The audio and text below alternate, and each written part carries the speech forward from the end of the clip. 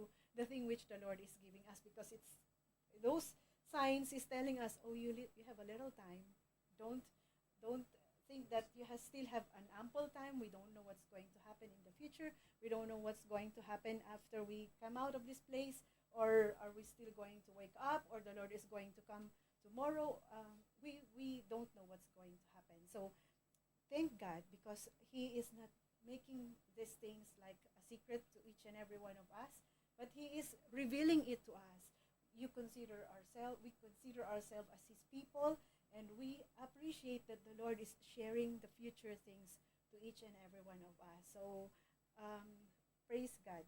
So tonight our message theme is about, so in the end times, nations will rise against Jerusalem, as we have heard from the scripture reading, but God will defend His people and establish His reign. So parang Lord, thank you so much, because whatever is going on around us, we are going to be protected. You are going to defend your people. We consider ourselves as His people. So what did you do when you have heard about these rumors of war? Like, there is an exchange of firecrackers, firecrackers from these countries. So did we ever try to, to tremble? Did we felt anxiety in us? Some of us. We have this new human nature. The Lord has created us to feel that thing. We become anxious, but the moment we feel that it's no longer like, oh, I'm a Christian and I should supposed to trust in God, and the Lord has told us that He's going to defend His people, we need to believe in those words. We need to believe in what the Bible is telling us regarding these things. So we have to have peace in our heart, and then trust in God, because we are going to be protected. He's going to defend His people. So we know that Jerusalem is precious to God. Jerusalem and Judah is precious to God, and we are part of those, and we are precious to God, and He's going to take care of us. So a call to vigilance, not to fear, every one of us. This is a message for each and every one of us. And a call to faithfulness, not passivity. I mentioned earlier, those things that happening around, we're not just going to watch without doing anything.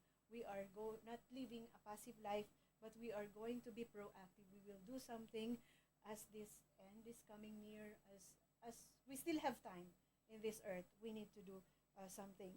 So let's take a look at Zechariah's background. We have read the Zechariah's message earlier.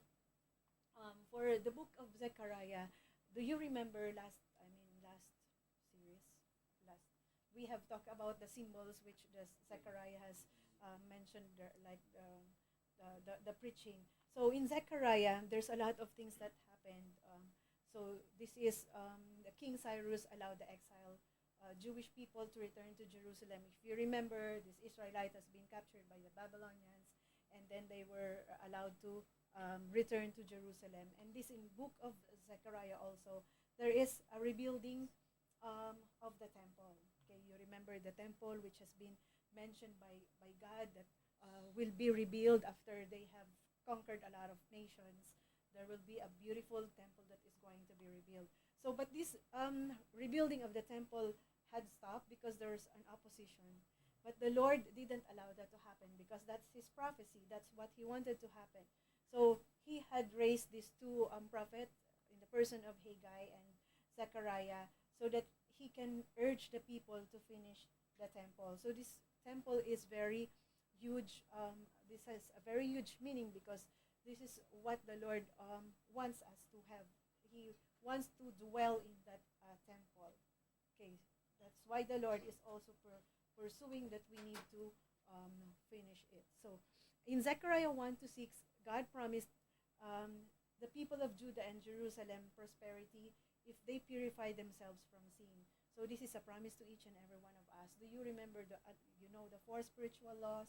It's mentioning there that the law number 1 is that God loves us, and He has a wonderful plan for each and every one of us. But we cannot receive that blessing. Why do you think we cannot receive that blessing? Because of the impurity in our hearts. Okay, so in Zechariah, the Lord is going to fulfill His promise to His people the prosperity that He has promised to them, as long as they are going to purify themselves from sin. And in Zechariah chapter 9 to 11, this is the victory of God, wherein the people of God has been freed. This exile has been freed, and they were allowed to come to their country. Okay, and the punishment of the wicked leaders. We have also can read that in Zechariah chapter 12 in some of the verses that the wicked leaders are going to be punished. So if you are so complaining about the wicked leaders in the land, the wicked leaders right now, just keep on praying, because there will come a time that the Lord is going to punish those wicked leaders. And in Zechariah 12 to 14, which is our text for tonight, this talks about a lot of things. There's a lot of things that's going to happen in this chapter, like the end time attack, the end time attack upon Jerusalem and Judah. So we can see it right now, like it's starting to happen. So there is a global gathering of nations against Jerusalem. We can see it also right now. There's a lot of countries that are conniving to each other because they wanted to let Jerusalem fall down. And God's supernatural defense of His people. So we are going to see this. It had already happened before when the Lord has protected Israel. And we know that the Lord is going to do that again in the future. So, and there is also a spiritual awakening in Israel. There will be a great revival that will happen in Israel. And God purifies His people. He will allow the people to be purified. So we have to avail. Yeah. If you think that we still have this thing in our hearts that we have not surrendered fully to God, the Lord is going to allow this people to be purified by Him. So we cannot face our Heavenly Father with a filthy heart, just as brother has mentioned before. We are such a filthy rag. We are a filthy rag, and the Lord is going to purify those people. So God would rescue His people, and God cleanse the people from idolatry, and He will get rid of all those false prophets. So if you are getting tired of those people who's claiming that their faith is correct, or getting tired of this false prophet, there will come a time that the Lord will going to have it end. So no need for argument with them. No need for argument with them. The Lord is going to make them fall. They are not going to succeed. Okay. So the return of Christ and His reign as a king over all the earth, and this is the last thing that could happen in Zechariah 12 to 14. So this is such a glorious day. Okay, in Zechariah 14, it's mentioning here, they envision the mountain of olives splitting into two, with fresh water watering the world. This is the thing that will purify those people, and God reigning over all the world in Jerusalem. So let's take a look and learn for the four events that is going to be mentioning in Zechariah 12 to 14. Okay. So when the nations tremble, God's people must stand, not in fear, but in faith. We have to stand in faith. Always remember that, even if the situation is so tempting to be fearful, even if the situation is telling us, oh, you have to give up, you keep on trying, but it's not working, you have to give up. We have to be standing in faith. The Lord is calling us to stand in faith. Okay. So have you ever been in a situation wherein you feel that nothing we can do? We have tried, trying hard. We have done everything that we can, but it's not working. So I remember a situation in pandemic. So, in pandemic, there's a lot of people dying, and you are feeling like you are having the symptoms, and then you feel like you cannot breathe anymore, and then you are going to die. So I have felt those things many times, because I'm working in the infection control, and we are going to face a lot of infection. So I keep on praying. I have learned that we need to fight. We need to fight with this Satan, this demon, because they are allowing us to be defeated because of what we may feel it, right? I mean, the real manifestation, or it's just in our mind, but we need to fight. We need to fight. Brothers and sisters, you have to fight. Even if you think you are at the end of the rope and nothing is happening, Even if you have exhausted all your resources, exhausted all your energy and effort, and everything is not going well, you have to have faith because the Lord is going to be there in a situation wherein we cannot do anything. We are at the end.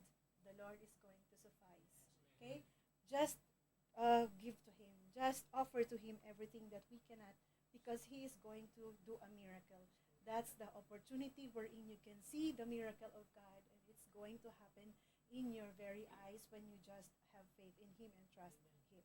Okay, so point number one, the nations will tremble, God will shake the world. So we are like sometimes experiencing this right now. The nations is, ever since we had a pandemic, the world become worse and worse and worse, and it's in the prophecy. So I praise God every time I look at around and look at the things that's happening. I praise Him because He's giving us a strength, right? He's allowing us to go through trials. He's allowing us to face these things because He is preparing us for something that to happen in the future. We will not going to be surprised. Oh, I don't know this, and I'm not prepared.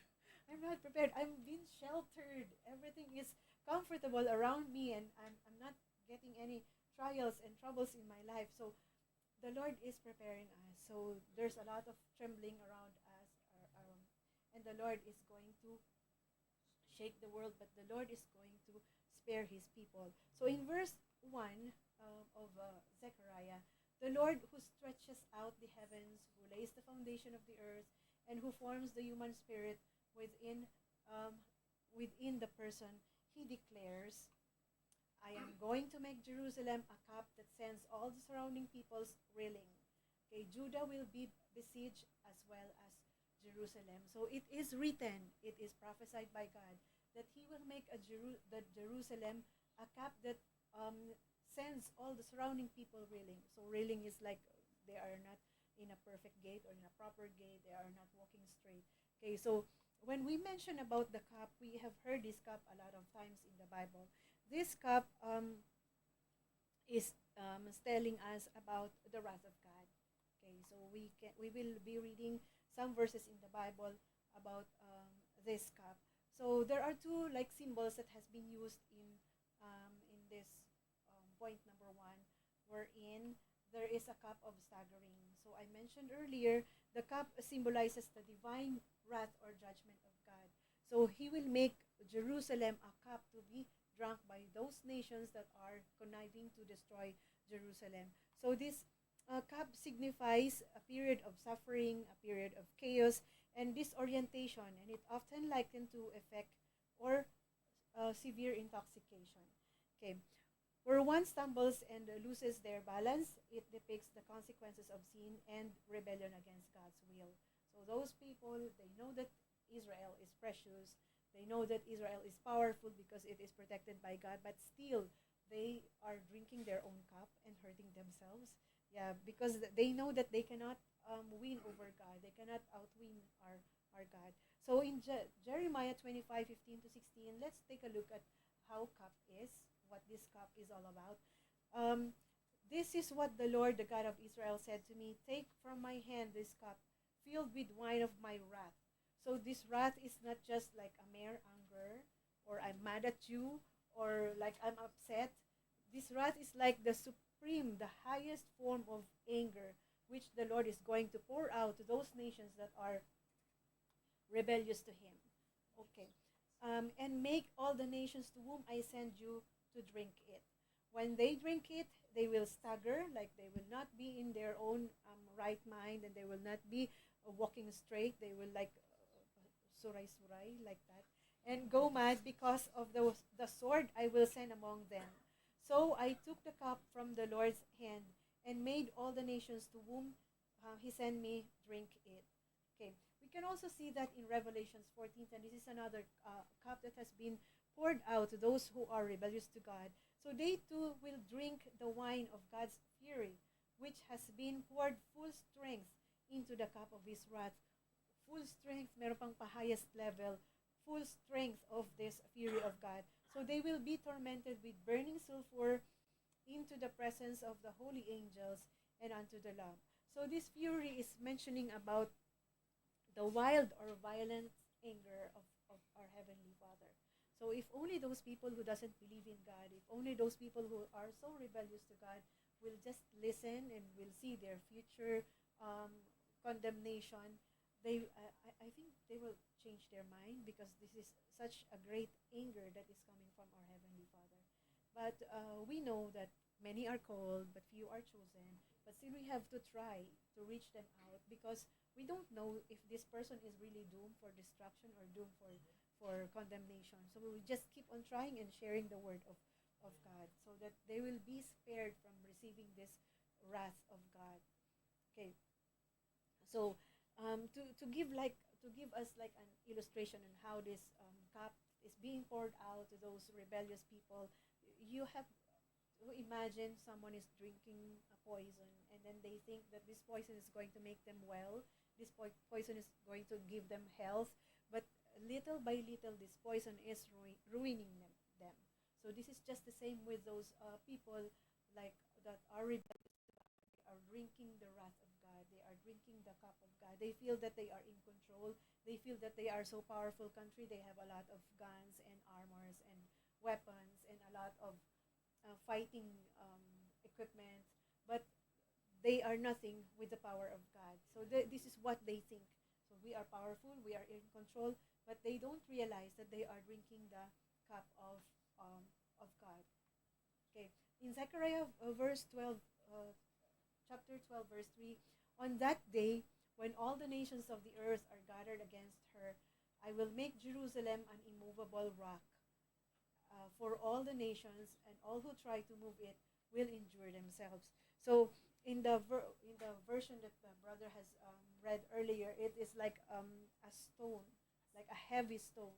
So in other version, it's an immovable rock. So there's another symbol that has been mentioned here in Zechariah 12, 1 to 3. Another symbol is the heavy stone or the immovable rock. So we have heard earlier from the scripture that Jerusalem or Israel is like an immovable rock, is like a heavy stone that anyone who's going to try to move or to hurt or to destroy, to do something wrong in this country, they are going to suffer. Okay, they are going to inflict pain, damage to themselves. So the nations of the world will try to solve and control or dominate Jerusalem, but this city is not like any other. It belongs to God. They are not going to win because this city belongs to God. So what do you think? Why do you think Jerusalem is very important? Israel is very important because it's mentioned in the Old Testament that they are the chosen people of God. So when I was studying, the Lord has, point out to me why. I know that everyone knows about this, but that moment I only realized that Jerusalem is very important because this is where the place that the Lord is going to come back again. Okay, that's why it's in the prophecy. It cannot be destroyed. If Jerusalem is going to be destroyed, what will happen to the prophecy that Jesus Christ, the Lord God, is going to come back again in that particular place, in that particular mountain, the Olive Mountain. Okay, that's why we have confidence in our heart that Jesus is going to protect and preserve that particular country. Okay, and this is a clear warning.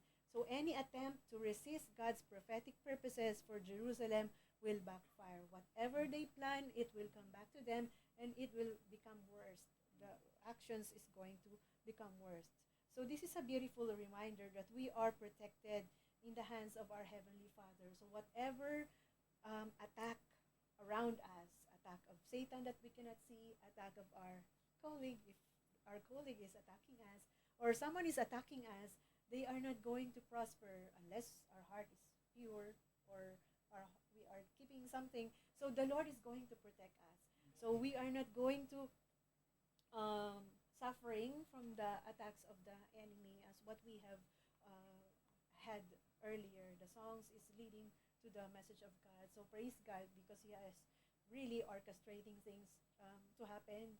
It started with the praise and worship and then the pastoral prayer. The Lord is really so good. He is making things nice so that we are going to reach into the very word that He has prepared tonight. So do not be afraid. The Lord is going to protect each and every one of us. So have you imagined, what if there's a war and you cannot see your friends and you are alone? What are you going to do? Are you going to tremble and panic? Okay, so the Lord is giving us this like situation, is giving a preview. Like if you are going to watch a movie, there is a trailer. The Lord is showing us the trailer of what's going to happen in the future so that we are going to prepare ourselves. So I remember my parents, every time um, we are going out alone, like they always have a preview of what's going to happen, the bad thing that's going to happen. So I always make my mind alert. I should be like this, I should be like that. So it helps, but sometimes if it's become extreme, like all the negative thoughts are already in our mind. But the Lord's preview, the Lord's warning to each and every one of us is like a good for us. It's a good thing that we are going to be reminded of what's going to come in the future so that we are going to be prepared. And if you are prepared, of course, you are not going to rattle. So if there is an exam and you are prepared, you are relaxed, like you are answering with a smile.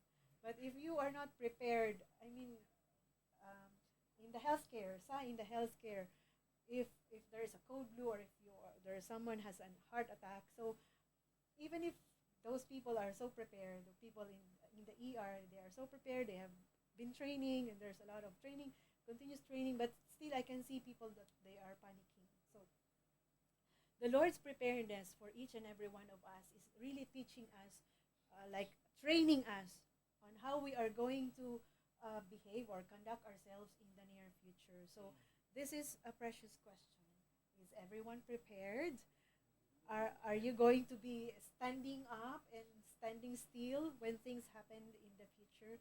So did we do all the things which the Lord has ever told us to do? Can we face our Heavenly Father with like a confidence in our heart, like, Lord, I'm ready. Deal with me. Talk to me, whatever I did or I did not do um, while I was still on earth and I have opportunity to do things. So this is just a reminder for each and every one of us that we always search our heart before we sleep, because we don't know after we sleep. Okay, search our heart before we sleep. The Lord, please cleanse it and make me ready. Every time I sleep, I will be ready. Anything that can happen the following day or after we sleep. So when God says a thing shall be, it needs not but stressing from human schemes. According to Charles Spurgeon, but stressing it increases the strength, or no need for justification. When God says a thing shall be, it will be. It will happen. So no one can stop anything what the Lord has said. That's why all the more we need to trust God, because whatever He has said in His Word is going to happen. When He said that my word is not going to pass, that it cannot happen, it will happen. Okay? When the Lord has told us that He's going to provide, when we are in the moment wherein we feel like we don't have fulus in our pocket, so God, the Lord is going to provide for us. So sometimes, if the fulus is becoming low, we are thinking of whose brother is going to lend me money. So you are thinking about who's first, the person you are going to reach out to provide for your need. So let's have faith in God, because the Lord is going to provide and protect us. Let's all the more trust in Him, because His word is faithful. Okay, we know that His word is faithful, and He can be depended on. All the things that He has told us is going to happen, and it's real. Okay, so we will not know anyone in this planet Earth who is ever such faithful and who is ever so sincere and true to their words. So all of us are not true to our words. Some of us are still lying, but sometimes it's not, intentional, but sometimes we are still lying, but the Lord is so faithful to His word. He's going to be true to what He has said in His word. So God's word tells us that the center of the end time conflict will be Jerusalem. Yeah. And no political solution will prevent what God has ordained. Okay. Let's go to the point number 2. God will defend His people and pour out His Spirit. So it's very nice promise. He is going to defend defend his people. So when I thought about this, I am imagining there's someone who's going to attack you, and the Lord is going to defend us. So the Lord has told us that vengeance is not yours. So vengeance is mine. So we will just allow our enemy to just do whatever they wanted to do, because the Lord is going to defend us. The Lord is going to pour out His Spirit in each and every one of His children. So, yeah. In Zechariah 12, 4 to 10, 14, 4, Zechariah 12, 4 to 10. I'm going to read it to you. This is an NIV version. If you have your Bible with you, you can open your Bible and let's read all together. Zechariah 12, 4 to 10. On that day, I will strike every horse with panic and its rider with madness, declares the Lord. I will keep a watchful eye over Judah, but I will blind all the horses of the nations. Then the clans of Judah will say in their hearts, the people of Jerusalem are strong, because the Lord Almighty is their God indeed. On that day, I will make the clans of Judah like a fire pot in a woodpile, like a flaming torch among sheaves. They will consume all the surrounding peoples right and left, but Jerusalem will remain intact in her place. Amen. The Lord will save the dwellings of Judah first, so that the honor of the house of David and Jerusalem's inhabitants may be greater than that of Judah. On that day, the Lord will shield those who live in Jerusalem, so that the feeblest among them will be like David, and the house of David will be like God, like the angel of the Lord going before them. On that day, I will set out to destroy all the nations that attack Jerusalem. So praise God for His name, His word. And I will pour out on the house of David and the inhabitants of Jerusalem a spirit of grace and supplication. They will look on me, the one they have pierced, and they will mourn for him as one mourns for only child, and grieve bitterly for him as one grieves for a firstborn son. So the Lord has promised us His beautiful word that is going to protect us, that is going to be fighting for us. He will defend His people, and He will pour out His Spirit, so that everyone is going to be with the infilling of the Holy Spirit. So in this time, the Lord is going to reveal Himself to each and every one of His people. So in that particular time that would happen. So even in this current time, the Lord is revealing Himself to us. Sa each and every one of us, the Lord is making a revelation. So every time we make our devotion, we meditate the Word of God, or we are in a situation wherein it's not a very nice situation, the Lord is revealing Himself to us all the more. Sa? If we have a lot of problem, that's the time wherein we come to God very close. And then that's the time also wherein the Lord is showing His grace and mercy and miracles and answered prayer. Okay, so that's why if our times is not good, we have to choose to come to God and not to anywhere else. Okay, so we know that people in this world are going somewhere else, going shopping. There's a lot of like gratification when they go to the shopping mall. They will become very happy, but at that moment only. But the ATM is crying already. Okay, so we need to come to God, not to anyone else, not to another people, not to show it to the public that you are suffering like this and that. But you need to come to God. The Lord is waiting for each and every one of us. He is going to pour out His Spirit, is going to reveal Himself to each and every children of His. So in Zechariah 12:14, yeah, I already read this earlier. So there is like thing that's going to happen in all the verses that I have read. So God has promised to confuse the attacker in verse 4, and then God had also promised that He will empower even the weakest among His people. So do you feel weak? Do you ever feel weak sometimes in your life? Okay, so let's not be dismayed, because the Lord has promised that He is going to empower us. He's going to empower us even if we are so weak. In our lowest of the lowest moment of our lives, the Lord is there. He's going to empower us. So He is also going to bring the national repentance to Israel. This is the greatest like revival that could happen in Israel. So there will be a national repentance. Like I mean, I was imagining because I am a person who always imagine what I am reading or what I am studying. So imagine this thing that's happening. So this is like the song that we are singing, that every people is raising their hands and glorifying Jesus Christ. So this is a very nice place wherein like no one is rejecting God, everyone is accepting him. So there's a national repentance to happen in Israel. So in Joel 2:28, this is the word of God. He said, and afterward I will pour out my spirit as he has promised. He said he will pour out his spirit on all the people. Your sons and your daughters will prophesy. Your old men will dream dreams. Your young men will see visions. Even on my servants, both men and women, will pour out my spirit on those days. Are you excited? Yeah. Are you excited for this pouring out of the Spirit of God? So the Lord is giving us this. The Lord has told us that He's going to give us His Holy Spirit.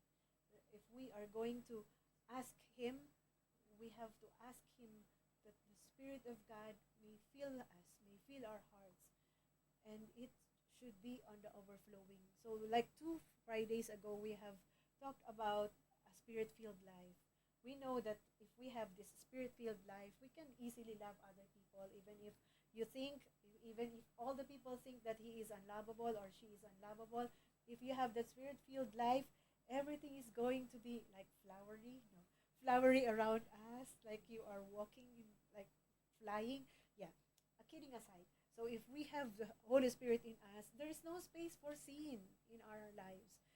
You are not going to commit mistake. You are not going to think of bad things about other people because the Holy Spirit is saturating your life. So where's the space for the sin?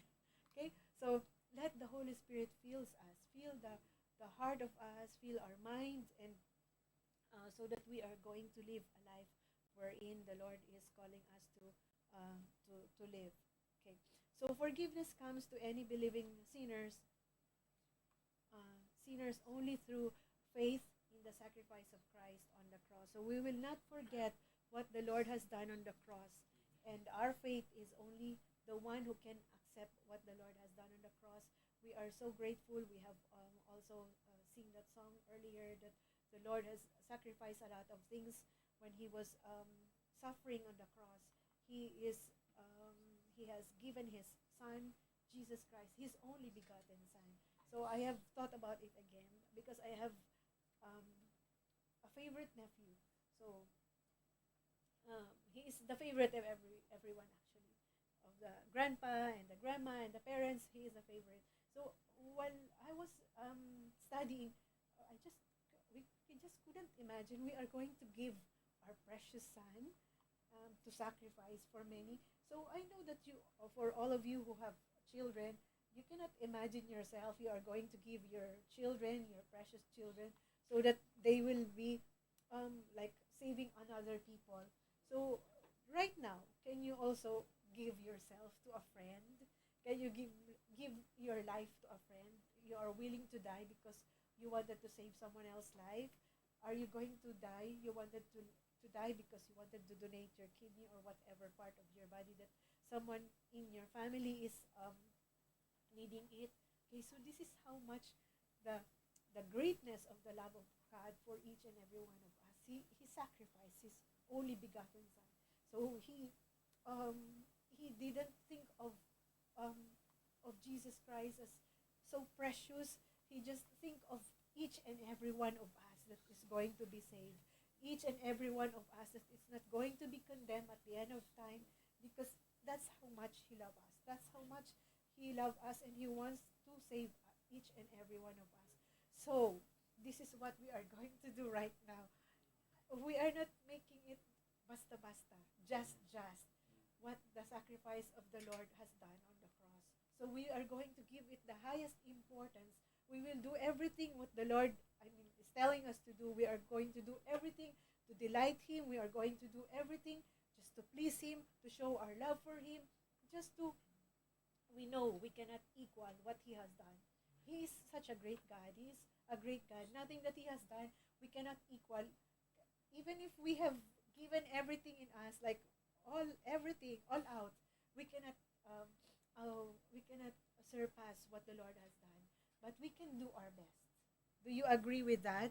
You can do your best for our Heavenly Father. So, if we are singing to God, do you think that that's your best? If we are like studying His Word, do you think that that's our best that we can?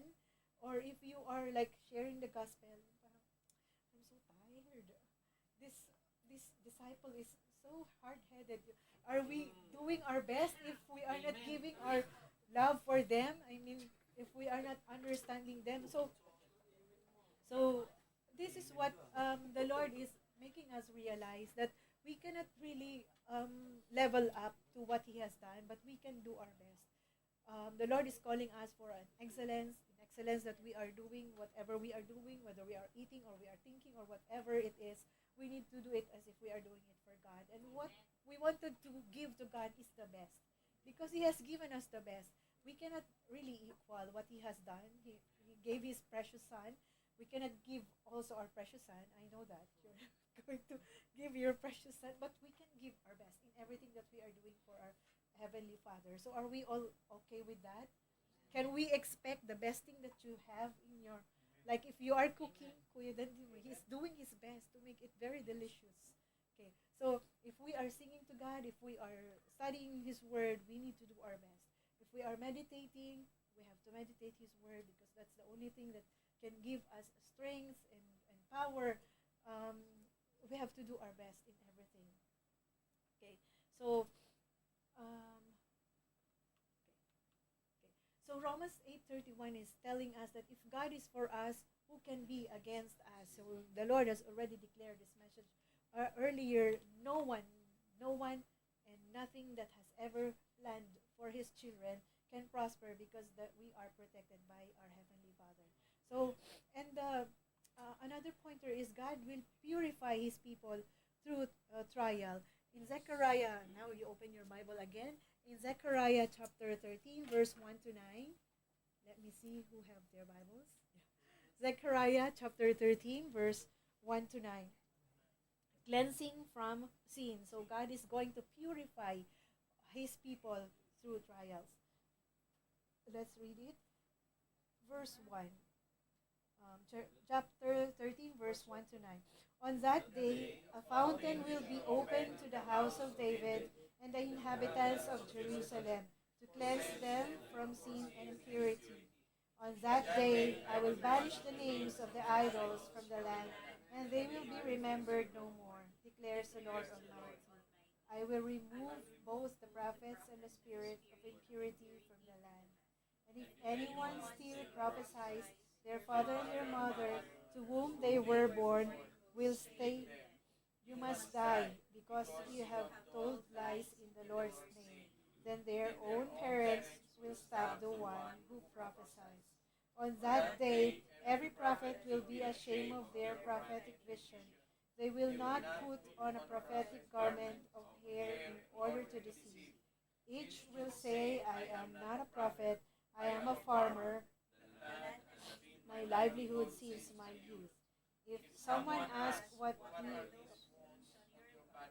they will answer, wounds I will house of my friends. A weight sword against my shepherd.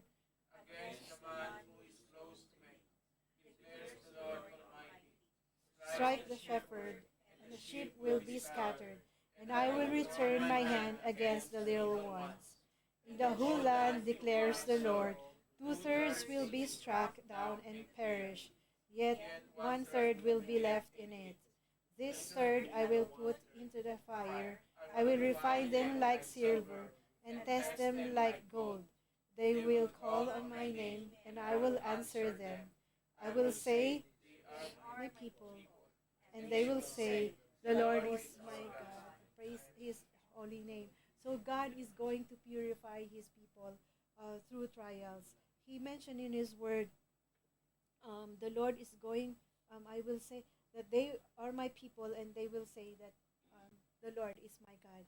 So that day refers to the great tribulation. So I know we are going to talk about this end times. There is tribulation, there is millennial kingdom, and there is rapture in the near future. So some of the Christians are telling that I don't want to be in that tribulation. I wanted to have a rapture. So no one knows. No one knows when the rapture is going to happen, whether it's pre-trib or in the middle of tribulation or after tribulation. So, but that's why the Lord is telling us to prepare. The Lord is going to purify His people with trials. So, when you are having trials, we know that in our word, we have read that in our word, that when we are having a trials, we need to rejoice. You need to be happy. Why? Because in trials you can learn a lot of things. You cannot become strong if you don't go through trials. You can ask those athletes who are athletes here, playing basketball, swimming, or whatever, trainings. Okay. Okay, so for those who are athletes, we are having trainings so that we will become very, very like an expert in that kind of field. So the Lord is also making trials, these trials, so that we are going to be stronger and we are going to be a better person. So you cannot say that I am strong if you have not gone through that fire, if you have not gone through that training. How can you test your muscle if you can, I mean, if it's strong, if you will not lift weights, how can you test? So there is like a test for things. And that's why the Lord is testing us.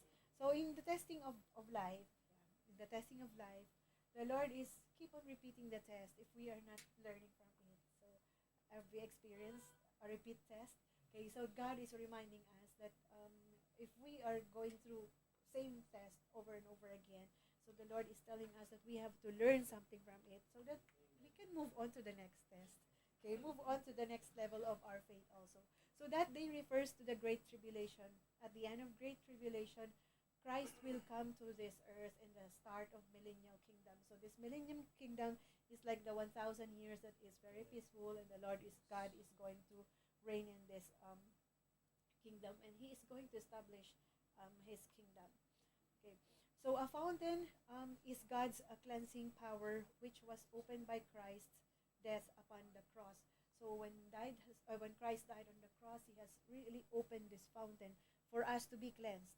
We know that when we accepted Jesus Christ, He died on the cross first, and we accepted Him as Lord and Savior. We allowed God to have that fountain in us. We allowed God to like cleanse each and every one of us. Napakaganda yung sample ni Kuya earlier. The Lord has orchestrated these things. The message are in like on the same track. We are such a filthy rag. We have been picked from our miry clay. I imagine again that we are in like a mud. You are in the mud and you are enjoying the mud. We are enjoying sin. But the Lord had found us. He is the first one who had found us. And we had opened our hearts unto Him. And the Lord has cleansed us. He removed all the mud in us. That filthy rag, He washed it. And we became like white as snow. So that's the fountain of God that is cleansing each and every one of us. So if we, right now, if the Lord is talking to us, that there is still some filthiness within our body, okay, we can like come to God and ask Him for cleansing because He has offered that fountain. He has given that fountain ever since He has died on the cross.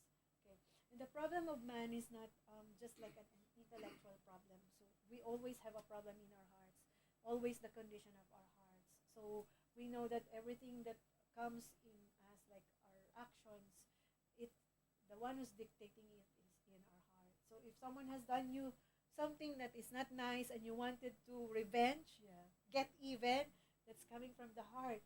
So there is a problem in our heart. This is not an intellectual trouble because our heart is a problem. That's why the Lord is telling that we have to guard our heart because this is the wellspring of life. Guard your heart. If someone is like trying to destroy the heart, protect it. I mentioned earlier, this body, this life has been bought with the precious blood. So we will not allow anyone to just trample us, to just destroy what the Lord has saved we are the one which the Lord has saved. So in Zechariah 13 verse 2, on that day I will banish the names of the idols from the land, and they will be remembered no more, declares the Lord Almighty. I will remove both the prophets and the spirit of the impurity from the land. So God opens a fountain of cleansing for his people. So in the near future, if the Lord has already opened it for us, like this Christian, he's going to open it for everyone. Okay. False prophets and idols are going to be removed. The hearts are going to be refined through suffering, and a faithful remnants remain calling on the Heavenly Father. So there is an illustration here from a silversmith. According to this silversmith, um, he was asked how he knows when the silver is pure. He replied, "When I can see my reflection in it." Okay, do you have a silver? Can can you see the reflection? Yeah, on it. Okay, so it means that the silver is already purified. So God also purifies us in the same way. If the Christ likeness can be seen in each and every one of us, that is where we're in. We can be considered as we are like a pure and refined Christian. Okay, so there should be like a Christ-like um, living in each and every one of us. People can see the glory of God in us. It is doubtful whether God can bless a man, according to A.W. Tozer, greatly until he has hurt him deeply. So the Lord is going to put us really in a trial wherein we can be tested. And we can test God also during those trials. So if you are in, have you been in the time of your life wherein you are really, really so poor and you have a lot of utang, debt in the banko or everyone else. Okay, so you can test God. I mean, you can test the provision of God. He has promised that in your word, our Heavenly Father is such a rich God. He can provide us his need. We need to go through that testing. It can be a testing because of the consequences of our sins, or it can be a testing like a testing of God to Job, wherein his faith has been tested and he's really proven that he is so faithful to God. And the Lord God, is also faithful to him because the blessing has been tripled on his life. So God's fire is not to destroy, it's to refine us. Okay, let the pressure of these last days drive you to holiness, not to compromise. So in Zechariah 14, verse 1 to 9, God will return and he will reign as a king. So this is what we are waiting for. Everyone is excited for the coming of the king. Yes. So for those who are so tired of our lives in this earth, or tired of our lives in our workplaces, or anywhere that we feel so tired. Sometimes we are asking God, when are you going to come? When are you going to come and defend me and then save me from this kind of situation? So let's be all excited for the return of our Lord Jesus Christ, because it's going to be a glorious day. If you are so happy, if there's a gathering of Christians and everyone is happy, praising and worshiping God, it is like more than double and triple and 1,000 times happiness that you can see when you see the Heavenly Father, our Savior, coming and reigning on this planet Earth and in heaven. Okay. And Zechariah foresees the return of Jesus Christ. So he returned to the very mountain from which he ascended. That's why Jerusalem is very important. That is the Mount of Olives.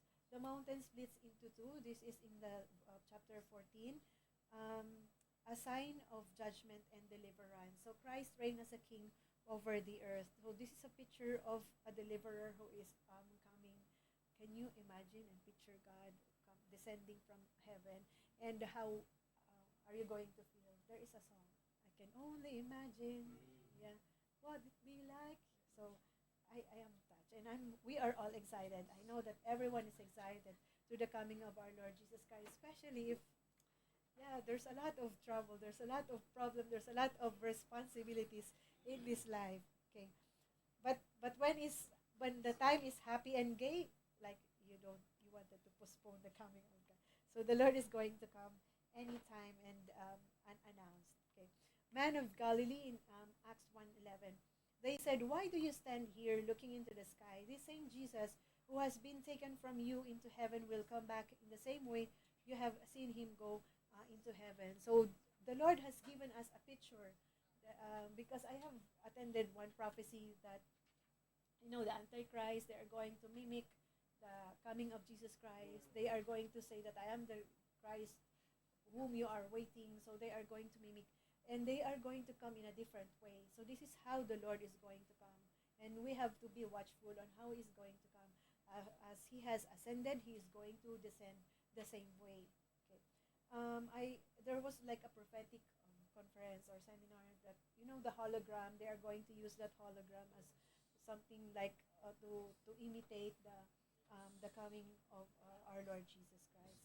So C.S. Lewis said, when the author walks into the stage, the play is over. So when Jesus Christ has come, everything is going to, all the pains and hurts and troubles is going to stop. Okay. So about His kingship now, don't wait for the day when every knee is forced to bow. So stand when others are trembling. This is what the Lord is calling us, His children, to do. Okay. So though the wrong seems too strong, this is the Malby Babcock. He is a writer of the song. This world is my father's. This is my father's world. He said, though the wrong seems too strong, God is the ruler yet. This is my father's world. So we are protected. Our heavenly Father is our Father, the one who owns the heaven and the earth. So it gives us a lot of confidence in living our life in this planet Earth. So whatever will happen around us, we know that this is our Father's world, that we are the Father, that we are the children of the richest God on earth, the very strong and powerful God in this planet Earth. So when the nations tremble, God's people must stand. And the Lord is reminding us in Ephesians 5:15 to 17, be very careful then how you live, not as unwise but as wise, making the most of every opportunity because the days are evil. Therefore do not be foolish, but understand what the Lord's will is. Amen. Glory to God. The Lord is really giving us a warning. Amen.